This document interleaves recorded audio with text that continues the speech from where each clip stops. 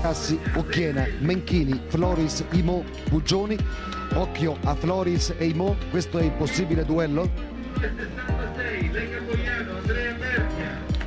In terza battuta aggiungerei anche Occhiena, componente della staffetta azzurra veloce, la 4%, primo impegno stagionale di questa importante parte della nostra nazionale, già stato alla Pasqua dell'Atleta. La rivedremo all'opera al Golden Gala di mercoledì, telecronaca diretta allo Stadio Olimpico alle ore 20:25 su Rai 3. Tutti su stessa linea, forse Cidimo davanti agli altri, ma esce bene Floris al centro, Floris, Imò dall'altra parte, Occhiena con la maglia dalle fiamme oro, ma vince Floris. Occhiena, Imò, quarto posto per Puggioni, quinto per Menchini, sesto Carcassi.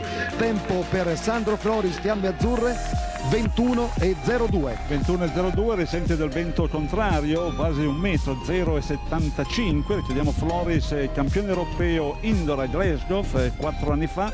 Cidimo non è un duecentista, ha sempre fatto il meglio sulla distanza di dei 100 metri. Comunque per Floris è un buon riscontro tecnico e quest'anno aveva già corso i 100 metri in 10,42, il miglior tempo dell'anno.